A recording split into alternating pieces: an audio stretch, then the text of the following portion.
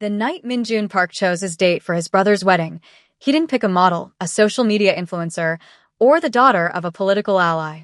He walked into the sterile, high-tech kitchen of his fortified estate and pointed a manicured finger directly at the maid. Amara Okafor froze with a polishing cloth in one hand and a crystal glass in the other, unsure if she had heard him correctly or if the exhaustion of a 16-hour shift was finally causing her to hallucinate. Every muscle in her body locked tight. Every thought vanished from her mind, leaving only a static hum of panic. Minjun Park never joked. He was a man who commanded the city's underworld with a whisper, the most feared Korean Mafia boss in the state. He never smiled, he never made small talk with the staff, and he certainly never repeated himself. The mansion was silent, save for the rhythmic, heavy thud of security boots patrolling the marble hallways outside. It was almost midnight. Amara was finishing her last shift, trying to stay unnoticed the way she always did. She liked blending into the background. She liked being invisible because invisibility meant safety. But tonight, invisibility was impossible. Minjun stood in the doorway, framing himself against the dark corridor like a portrait of lethal elegance. He was still wearing the signature attire that struck fear into his enemies, a perfectly tailored black Mafia suit that hugged his broad shoulders and a crisp, white collared shirt that seemed to glow under the kitchen lights. His sleeves were rolled up to his elbows, revealing strong forearms and a silver watch that probably cost more than the entire neighborhood she grew up in. His raven black hair was slightly messy, a rare sign of a long day, but his jaw was tense, and his dark, almond-shaped eyes were fixed on her with a strange, calculating intensity she had never seen on his face before. "Sir," Amara whispered, her voice failing to rise above the hum of the refrigerator. She quickly lowered her gaze, staring at his polished black shoes. He studied her as if making a strategic decision that could not be undone, his eyes analyzing her posture, her fear, and her stillness. He took a step forward, the sound of his dress shoe hitting the tile echoing like a gunshot in the quiet room. "You," he repeated, his voice deep and vibrating with authority. "You are coming with me to my brother's wedding." Her throat tightened so painfully she thought she might choke. She had been cleaning the granite counters, her hair tied back in a severe, practical bun, her gray uniform wrinkled from long hours of scrubbing, her hands smelling faintly of lemon detergent and bleach. She should not even be in the same room with him, much less involved in his personal life. She placed the glass on the counter with trembling care, terrified that if she dropped it, the sound would shatter her life. I think you're mistaken, Mr. Park. I'm just the help." Kai, Minjun's right-hand man and chief of security, was standing in the shadows behind him, arms crossed over his chest, his expression unreadable. But even Kai, who had seen Minjun order hits and dismantle corporations, looked shocked. His eyebrows were raised high, his eyes darting between his boss and the terrified maid. Minjun stepped fully into the kitchen, closing the distance between them until he was looming over her. The scent of expensive cologne, tobacco, and rain invaded her senses. "I am not mistaken." Amara swallowed hard, forcing herself to look up. "Why me?" His gaze swept over her slowly. It wasn't a look of desire, at least not yet. It was a look of assessment. He was looking at her the way a general looks at a soldier before a battle. She felt exposed, even though she was covered from neck to knee in a shapeless uniform. "Every woman who wants to be on my arm," he said, his voice dropping to a low rumble, "has an agenda. They see the Korean Mafia boss. They see the money, the influence, the danger. They want to be close to the fire." He paused, his eyes narrowing slightly. "You don't want anything from me. Not money, not power, not my name. In fact, you seem to want to be as far away from me as possible." Amara blinked, confused. "I don't understand." "You are the only person in this house who looks me in the eye without pretending," he said. "You fear me, yes. But you do not lie to me." Grace's heart hammered against her ribs. She had never heard him speak this openly. She wasn't even sure he had a heart until this very moment. But before she could formulate a response, the sharp click of heels on the tile broke the tension. Madam Park, Minjun's aunt and the matriarch of the household, walked into the kitchen. She was a woman of steel and tradition, dressed in silk, her face set in a permanent expression of judgment. She stopped immediately when she saw the tableau, the powerful mafia boss standing inches away from the cleaning girl. "Minjun," she said carefully, her tone dripping with warning. "Please tell me you chose a suitable date for the wedding. The Kims will be there. We cannot have people talking." He didn't look away from Amara. He didn't even flinch. "I chose her." Madam Park followed his gaze, saw Amara, and her eyes widened in horror. She clutched her pearl necklace, as if physically struck. "The maid?" she whispered, her voice full of disbelief and disgust. "You are taking the maid? Have you lost your mind?" Kai coughed into his hand to hide a laugh, shifting his weight by the door. Amara wanted to disappear into the floor tiles. She felt the heat rising in her cheeks, a mix of embarrassment and fear. Minjun turned his head slowly to face his aunt. "Yes." "Amara will accompany me." "But she is staff," his aunt insisted, stepping closer, her voice rising. "She is a nobody, and the people attending the wedding are the elite of this country. Senators, CEOs, other family heads. You cannot bring her." "I don't care who they are," Minjun cut her off, his voice cold and sharp like a blade. "You seem to forget who stands before you, aunt. I am the head of this family. I am the Park family, and this is my choice." The silence that followed was deafening. Madam Park pressed her lips together until they were white. She glared at Amara with pure venom, then turned on her heel and stormed out of the kitchen, muttering in Korean about disgrace and tradition. Amara took a shaky breath, her hands gripping the edge of the counter for support. "Mr. Park, I really don't think you should." "Unless you are refusing," he said, turning back to her, his voice lowering dangerously. "Refusing him?" "Refusing Minjun Park." "Refusing the most feared man in the city. A man who could destroy lives with a single word?" She knew the stories. She knew what happened to people who said no to him. She could barely force her lips to move. "I'm not refusing. I'm not sure why you want me there. I have nothing to wear." "I don't know how to act around people like that." "I've never been to a wedding like yours." He took one step closer, invading her personal space. "You make people underestimate you," he said. "That is an advantage. And tonight reminded me that I want someone beside me who keeps me grounded." She felt something heavy and warm twist inside her chest. No one had ever described her as an advantage. Throughout her life, she had been a problem to be solved or a person to be ignored. "I don't have a dress," she whispered, looking down at her worn sneakers. "That will be handled," he interrupted. "You won't go in your uniform." "Boss, are you sure?" Kai asked, stepping forward, his tone serious now. "She'll be surrounded by press, politicians, business giants, and our rivals. If she panics..." "My decision is final," Minjun stated, ending the conversation. He looked at Amara one last time. "Be ready at 7 o'clock tomorrow morning. A driver will pick you up." "And Amara?" She looked up quickly, caught by the command in his tone. "When you walk into that wedding on my arm," he said, his eyes sharp and serious, burning into hers. "You are under my protection all night. Everyone will know that. No one touches you. No one disrespects you." Her breath trembled. "Okay." He nodded once more and left the kitchen with Kai trailing behind him. The moment the door closed, Amara's legs gave out. She sat at the small staff table and pressed a hand to her shaking chest. Protection. His world. His arm. She didn't fully understand what that meant, but she understood enough to be afraid. Breathing unevenly, she walked to the back hallway where the staff lockers were kept. She opened hers quickly and pulled out a small, crumpled photo she kept hidden behind her uniform. It was a photo of a different life, a different city, a different version of herself. She stared at it with wide, tense eyes. If someone recognized her at that wedding, if someone remembered what happened 2 years ago, if anyone connected her to the man she once ran from, everything could fall apart. She closed the locker with trembling fingers.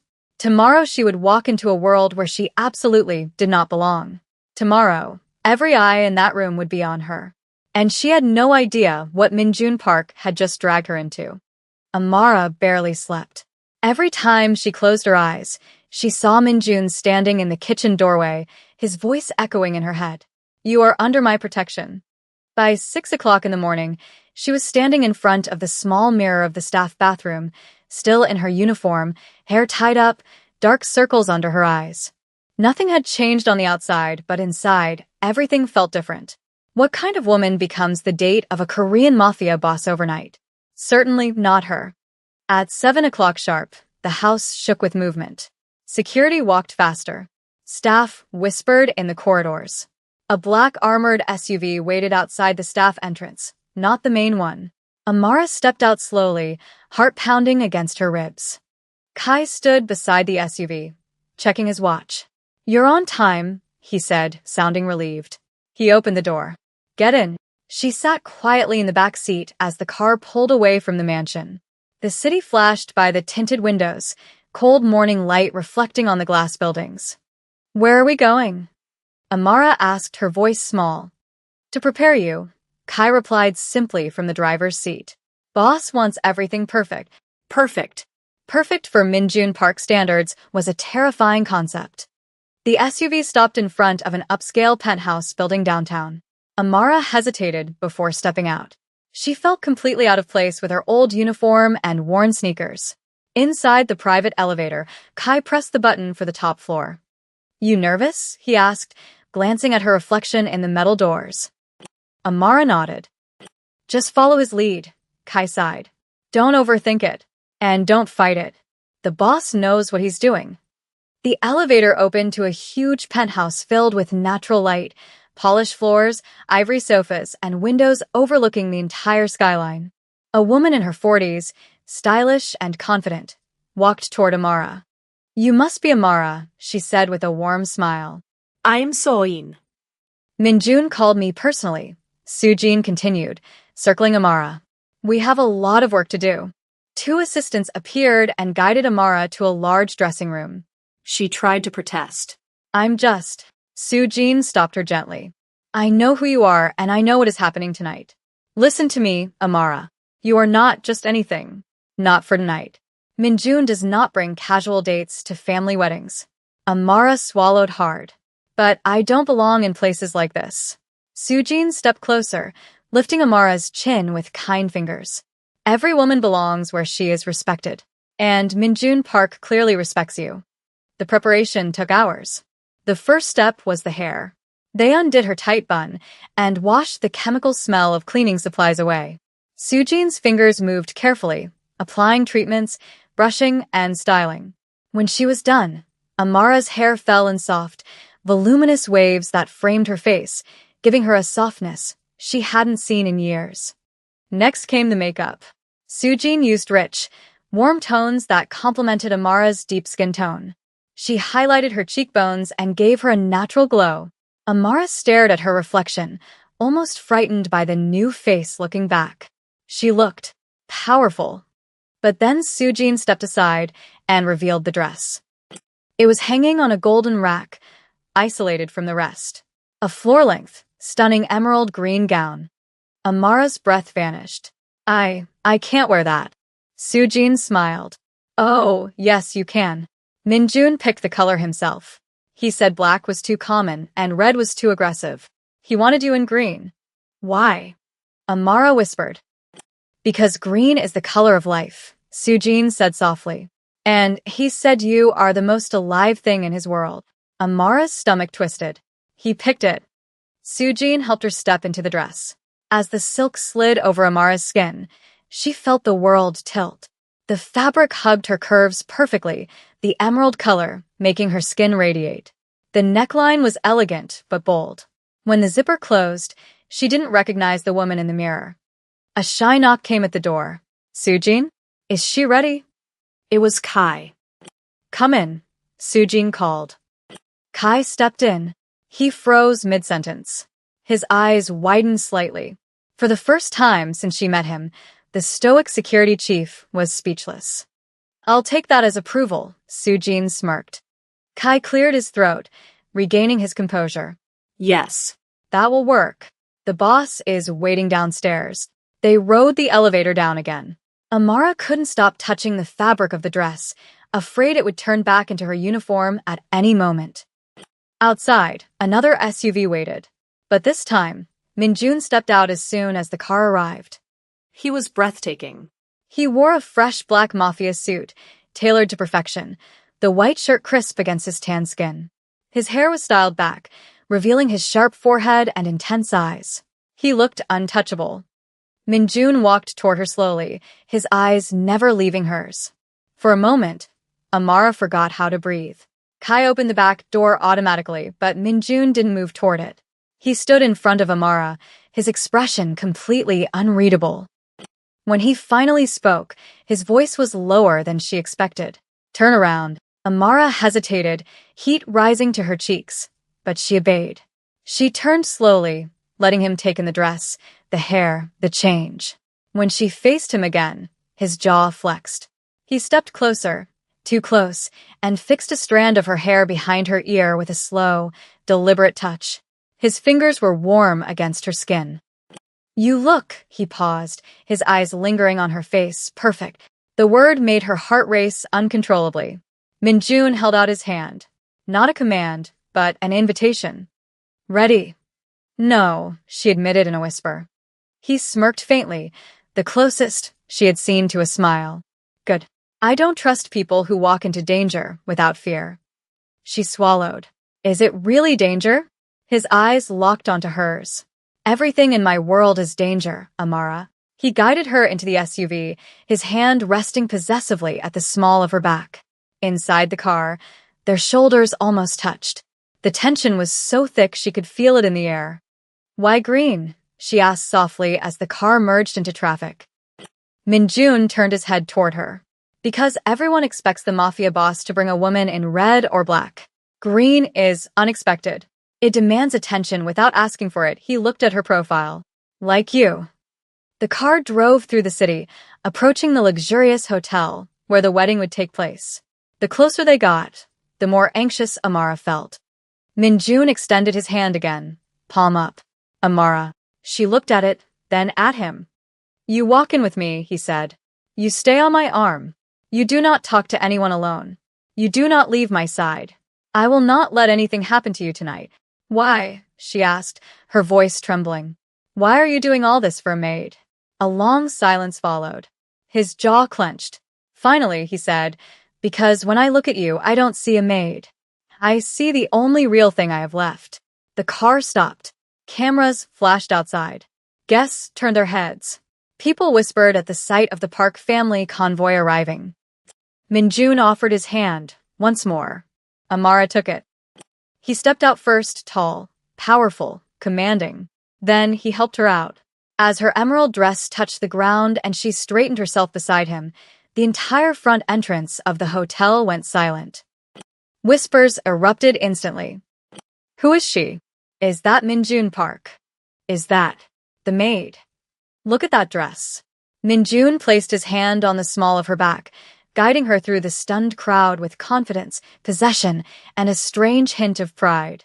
Amara could hardly breathe. She was just a maid yesterday. But tonight, she was the woman walking on the arm of the most dangerous Korean mafia boss in the city. The moment Minjun and Amara stepped through the golden doors of the hotel ballroom, the atmosphere shifted. A long velvet carpet stretched across the floor. Crystal chandeliers hung from above, like diamonds. Security guards in black stood along the walls, blending into the shadows. Guests in expensive suits and glittering gowns turned toward the entrance, and every single one of them stared at her. Amara felt exposed, almost fragile.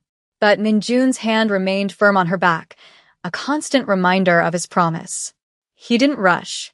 He walked proudly beside her. A man in a navy suit leaned toward his date and whispered, not quietly enough, "Is that the cleaning girl from the Park mansion?" Amara tried to look forward, pretending she didn't hear, but Minjun slowed his pace just enough to glance at the man. One look. Cold, sharp, lethal. The man instantly straightened in fear, his face draining of color, and looked away. Don't listen to them, Minjun murmured near her ear. I'm trying, she whispered. My knees are shaking. Lean on me, he said. I can handle the weight. They reached the center of the ballroom. Minjun's brother, Jae-wha, spotted them. Jae-wha broke into a wide grin, walking toward them with open arms. Hyung, he called out. He hugged Minjun quickly, then stepped back and looked at Amara. His jaw dropped. Wow. Is this who I think it is? Amara blushed. I, Joa. Jaewa blinked, then laughed, clapping Minjun on the shoulder. You really know how to shock a room, brother. Amara, you look incredible. Truly. Thank you, she said, her voice small. This is all very overwhelming. Oh, trust me, Jaewa laughed. Everything about our family is overwhelming. Just ignore the old vultures. Minjun guided her further into the room. Wherever they walked, the crowd split in two, unsure whether to greet the Mafia boss or avoid him. Some men tried to impress him with business talk. Some women tried to flirt with him, ignoring Amara entirely. But Minjun barely acknowledged anyone. His focus kept drifting back to Amara. He scanned the room constantly, not for gossip, but for threats. Dance with me, Minjun said suddenly, stopping near the dance floor. I don't know how to dance to this music, Amara panicked. Follow me, he said, pulling her gently into the crowd. He placed one hand on her waist, pulling her closer than she expected. Her breath hitched. He took her other hand in his. They moved slowly to the music. Look at me, he commanded softly. Don't look at them. So she did. And suddenly, the room blurred. He moved with certainty, leading her with minimal effort. See, he said quietly. You're doing fine. I feel like I'm dreaming, she whispered. If this is a dream, Minjun said, his dark eyes searching hers, then I do not wish to wake up. Amara felt a blush creep up her neck. For a moment, just a moment, she forgot about the danger. She forgot about the Mafia. She just saw a man who made her feel safe. But then, looking over his shoulder, her blood ran cold. Standing alone by the bar was a man. He wasn't drinking. He wasn't talking. He was watching her. He had a scar above his eyebrow and a look of predatory recognition on his face. Amara's chest tightened. Her breath stopped. It couldn't be. No, not here. Not tonight. Minjun instantly felt the shift in her body. His hand tightened on her waist. What is it? I think someone is looking at me, she stammered. Everyone is looking at you, Amara. Not like this, she whispered, terrified. Minjun, look by the bar. Minjun turned subtly, spinning her in the dance, so he could see. His eyes locked onto the man near the bar. The man didn't look away. He smirked and raised a glass in a mocking toast. Minjun's body went rigid. The temperature around him seemed to drop 10 degrees. Who is he asked, his voice dropping to a dangerous low. His name is Damon Cross, Amara whispered, tears forming in her eyes. I haven't seen him in 2 years. I ran away because of him. Minjun didn't ask questions. He didn't hesitate. He stopped dancing immediately. He took her hand, his grip like iron, and led her off the dance floor. We are leaving, he said. But the wedding? The wedding is over for us, he said sharply. He signaled Kai with a sharp look. Kai moved instantly, speaking into his earpiece. They moved toward the exit. Amara felt her legs shaking. Minjun, I'm scared. If he's here, he knows where I am. You are with me, Minjun said, his voice furious but controlled. And if that man is connected to your past, then he just made a fatal mistake. The ride back to the mansion was silent and terrifying. Minjun was on his phone, speaking in rapid-fire Korean, giving orders that sounded like military commands. Amara sat in the corner, hugging herself. When they arrived, Minjun didn't take her to the staff quarters. He took her straight to his private office in the west wing of the mansion. Sit, he ordered, pointing to a leather chair. She sat. Minjun paced behind his desk, loosening his tie. Kai stood by the door, locking it. Tell me everything, Minjun said, slamming his hands onto the desk. Who is Damon Cross and why did you run from him? Amara took a shaky breath. 2 years ago, I worked at a diner in Chicago. One night, I went out back to take out the trash. I saw Damon and 2 other men beating a man to death in the alley. Minjun saß nerot. Did they see you? Damon did, she whispered. He smiled at me. He told me if I went to the police, he would find me. I ran that same night. I changed my name. I moved states. I took the job here because I thought a fortress like this would be safe. And you didn't tell me, Minjun said, his voice tight. I was afraid, she cried. I was afraid of bringing trouble to your house. Minyon stopped pacing. He looked at her, his expression softening slightly. He walked around the desk and crouched in front of her, taking her trembling hands in his. Amara, look at me. She met his gaze. You think a street thug like Damon Cross scares me? He asked. You think he is trouble for me? He's dangerous, she insisted. I am the danger, Minjun said, his voice low and vibrating with power. I am the one who knocks on the door at night. Damon Cross is a nuisance. But now he has targeted you. He stood up, pulling her up with him. You are no longer staff, Amara. You are under my personal protection. You will stay in the guest room in my wing. You do not leave this house without me. Do you understand? Minjun, you can't. I can and I will, he said. Because whether you like it or not, you belong to me now. The next morning, the threat escalated. A package was delivered to the main gate. Inside was a phone. It rang as soon as Kai brought it to the office. Minjun put it on speaker. Hello, Park. Damon's voice sneered through the speaker. Nice party last night. You have 5 seconds to explain why you are still breathing in my city, Minjun said calmly. Damon laughed. I want the girl. She's a loose end. She saw things that can put me away. Hand her over, and I leave your business alone. Keep her, and I start releasing information about your operations to the feds. I know about the shipment coming in next week. Amara gasped, covering her mouth. Damon had leverage. You are threatening me? Minjun asked, sounding almost bored. I'm making a deal, Damon said. Meet me at the old docks at midnight. Bring the girl, or I burn your empire down. The line went dead. Minjun stared at the phone. Kai looked at him. Boss, if he knows about the shipment. He knows nothing, Minjun said. He is bluffing. I have to go, Amara said, her voice shaking. I can't let him hurt you. Minjun turned to her, his eyes blazing. You are not going anywhere. He wants me, she yelled. If I go, he leaves you alone. If you go, he kills you, Minjun shouted back. And I will not allow that. Why? She asked, tears streaming down her face. Why do you care so much? I'm just a maid. Minjun closed the distance between them in 2 strides.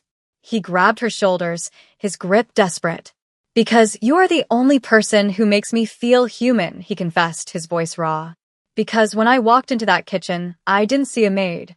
I saw the woman I want to wake up next to. I saw the woman I want to protect.